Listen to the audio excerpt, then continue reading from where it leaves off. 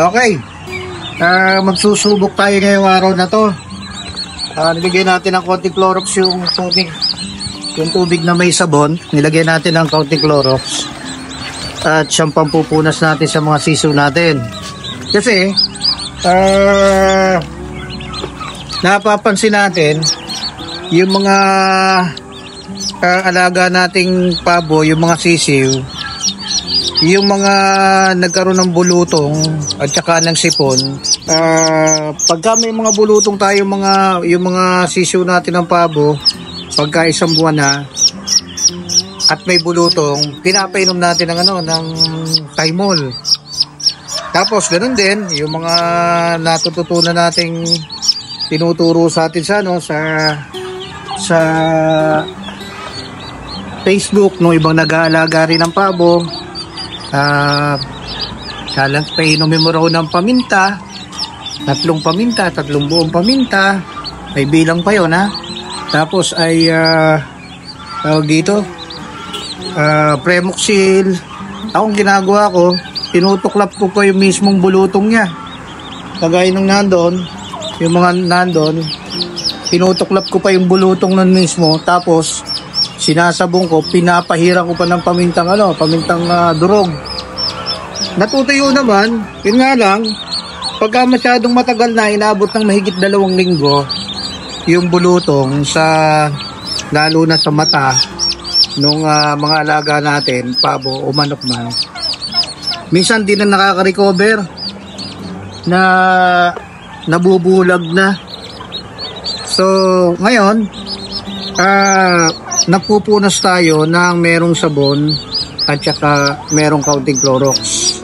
Yan. Walang nagturo nito, naisipan lang natin para hindi lang pamugaran ng bakterya, kung bakterya man ang pinagmumulan ng mga sakit kagaya ng bulutong. Kasi para ma-prevent, ang ginagawa natin prevention, kahit ganito palang kaliit, nilalagyan na natin ng Thymol, binababara natin ng tablet na Thymol yung kanilang inumin. Ay iniisip natin, kahit wala pa siyang bulutong, at least ma-prevent yung bulutong. Pero napapansin natin, nagkakaroon pa rin. Wala namang definite kung saan talaga galing. Kagat ba talaga ng lamok? Galing ba siya sa sipon? Pero isa lang mapapansin natin, pagka merong sipon, kasabay na yung bulutong. Ngayon, minsan, nag-iisip din tayo, bulutong ba talaga yun o parang allergy ng sipon? So, susubukan natin to. Maliit pa lang. Tatsagayin lang natin. Lahat sila. Lilinisan natin ng kung kaya ng araw-araw, kung kakayanin natin. Kasi, ang problema nito, pag marami ka ng alaga. Pero kung kakayanin natin. Pipilitin natin. Yan, lilinisin natin ng gusto yung mata niya kasi madalas dyan sa pilik mata nag-uumpisa. Tapos sa may ilong.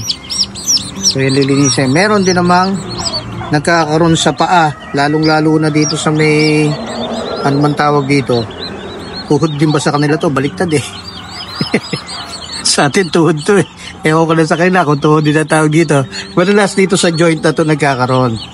So linisin natin. Yan. Yung iba, nililinis din natin to.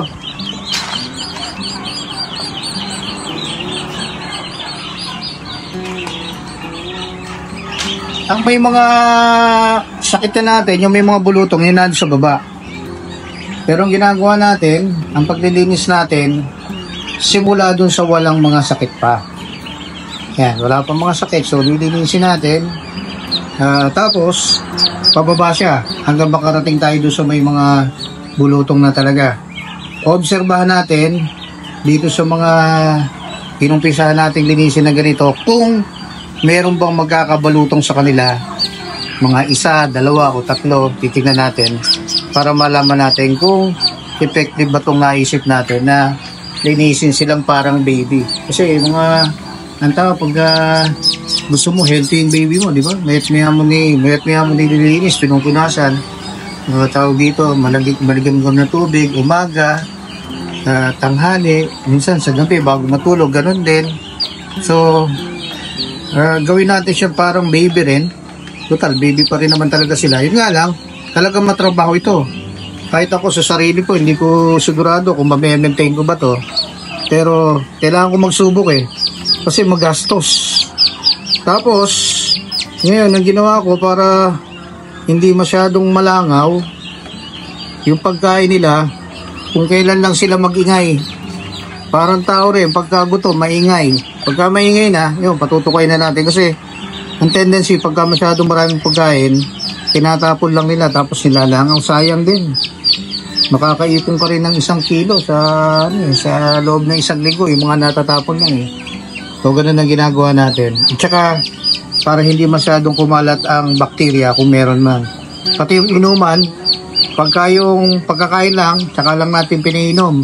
Pero mas maraming save ng inumin para hindi naman masyadong mauhaw. Yan ang ginagawa natin. Tignan natin kung effective. Iba muna natin ito dito. At eto na yung mga pabo natin. Kinulong muna natin sila rito. Sinahan muna natin to. Kaso may mga nakalusot na makukulit na mga manok. Kasi binaha ito kahapon. So pag ganyan binaha, yan ang nagiging itsura pagka hindi sementado. Maputik. So just imagine kung nandiyan sila lahat, puro putik yan. Kagaya na itong mga manok na ito. Maghapon yan dyan. Maya maya puro putik na yan. Tapos maghihina. Yan. Pero mukhang patuyo na naman. So yun naman dito, pinutol natin yung mga maliliit na kawayan. Kasi kagabi kasagsagan ng ulan, halos 2 days na o 2 nights nang nag-uulan. Doon sila nakasiksik sa mga ilalim ng kawayan ay nababasa. Kaya 2 gabi silang nababad. Hinabulan na lang natin kagabi ng tolda para para mabawasan naman yung kanilang pagkakababad sa ulan. So ito sila ngayon. Lagay muna natin dito. Diyan muna sila. Lagyan natin ng sapin dahil itong part na ito lagyan natin ng plastic matting. Yung part kasi yan malambot din yan. So ang tendency niyan, pagka ganyan pabalik-balik sila, mapuputik yan. Kaya kung hindi tayo naglagay niyan at hindi natin kinulong dito, sigurado andudusig na nito mga to ngayon at saka puro putik na itong mga to. So pagkatuyo na ito, saka natin pakakawalan ulit. Yan ang natutunan natin. Kasi pagka ganitong tag-ulan, yan ang isa sa malaking problema sa mga nag-aalaga ng pabo. Pagka umulan, mga nag-aalaga ng pabo't manok, mga nakaka-relate yan. Lalong-lalo na yung walang masyadong budget sa paggawa ng kulungan. Yan ang number 1 kalaban. Pagka umulan, mababasa, mapuputikan. Pagka naman tag-init, sobrang init, kailangan mo ng lilim, heat stroke naman. Yan, kaya sana walang mamatay dito sa mga to dahil yung iba 2 gabi nababad sa tubig ulan.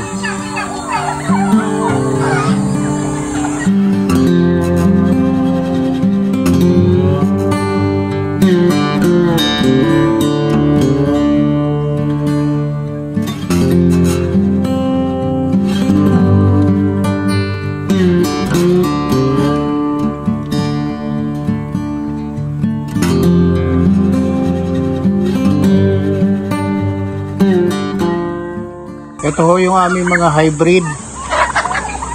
Crossbreed ho siya ng imported na Bourbon Red. F1 ho yung Bourbon Red natin. Ngayon, pinagmix natin siya. 2 pare. Tingnan natin kung ano yung mga resulta ng kanila magiging sisiw. Samantala, ito namang mga ito, yung black bronze na yan o red bronze para. Yan yung mga crossbreed na nung ating unang Bourbon Red. Tapos dito sa labas, karamihan ho dito layer na at saka RTL. Ang mga magiging itlog ho nito, 90% yung magiging sisiw ay crossbreed. Dahil ho naglabas tayo ng mga crossbreed ng mga barako.